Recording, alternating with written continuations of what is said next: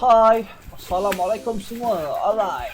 Okay, kali ini kita nak unboxing satu produk yang saya beli daripada China ni. Korang tengok kat atas tu, saya ada letak. Dia punya gambar. Saya beli daripada mana? Daripada Shopee lah. Okay, sekarang kita buka. Produk apa korang dah tengok tadi kan? Kipas angin. Bukan kipas lipas ataupun kipas yang mengampu. Bos korang tu bukan. Okay, sekarang saya nak koyak pasal sampah ni. Supplier daripada China hantar. Dia boleh kasih sampah je. Dia bagi sampah je. Tak apa, kita try buka dulu. Kita tengok keadaan kat dalam ni macam mana. Susah pula nak buka. Kita tak ada slow je. Okey. Nampak dia ada bagi baterai sekali. Kotak dalam keadaan baik. Betul lah kipas, tak ada kemek. Okey, so sekarang kita bawa keluar lah kipas tu. Okey, korang boleh baca lah dia tulis apa tu. Fan. Okey. Alright. So ni dia.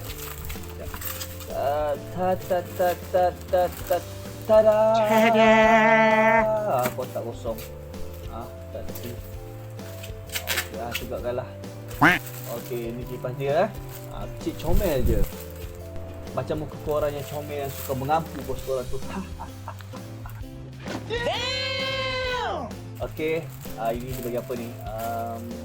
Dia bagi ada instruction kabel lah. Ada kabel. Ini pasti tak tepi. Kita tengok lubang dia. Belakang ni. Betul lah. Belakang ni. Type C. Lubang dia pakai kabel Type C. Okey. Yang belakang tu model dia. Korang baca lah nampak tu dia tulis apa. Apapun produk ni daripada Made in China. Okey, kat belakang kotak pun ada dia beritahu kipas ni boleh guna high speed 6 jam. Kalau low speed tu boleh tahan sampai 25 jam. Produk ni charging lah, rechargeable. So kalau dah habis bateri korang boleh charge. Dia punya charge hour tu ada semua tulis dekat sini sebelah kiri ni. Charging dia dalam masa berapa tu? 6 hingga 8 jam. Lama juga lah. Produk pun ada, lampu dia pun LED. So sekarang ni kita nak try tu. Nampak lampu kat atas tu. Kita tekan. Menyala satu. Tekan lagi. Dua. Paling terang.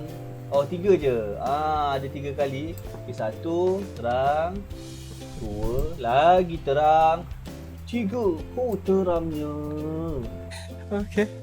Ada 3 dia punya level lah untuk lampu LED dia. Kalau suluh jalan korang punya kehidupan tu memang bercahaya lah. Okay. Kalau suluh muka korang yang comel tu pun boleh lah nampak seri dia. Keimanan tu ada. Okay, so sekarang kita nak try kipas. Bawah ni ada ni lah. Ada penyangkut. Okay. Tak apa. Alright. So kita tengok ada penyangkut tu, kita try buka. Maknanya kipas ni boleh disangkut ke atas lah. Kita boleh buat kipas ni jadi ceiling fan. Sebut pun tak betul apa. Nampak dia boleh pusing lah.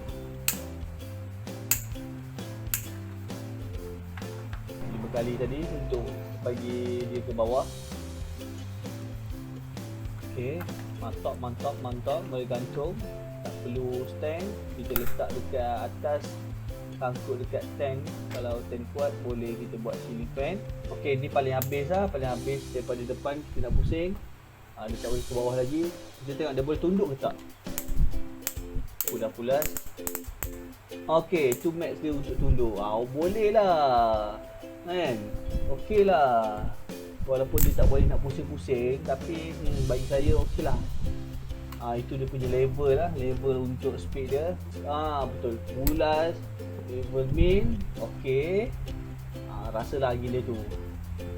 So kita akan try sampai maksimum. Pulas sikit. Lagi. Buat PMX lah. Buat angin dia.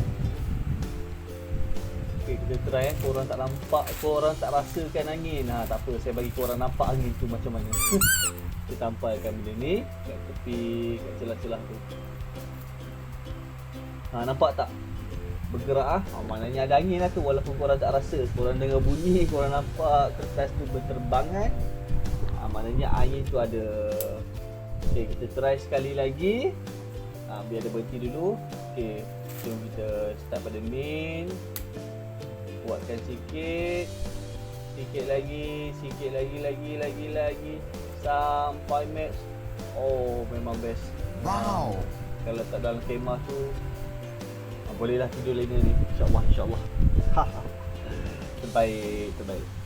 Okey, produk ni saya beli daripada Shopee. Harga dia dalam RM76, termasuk shipping daripada China tu.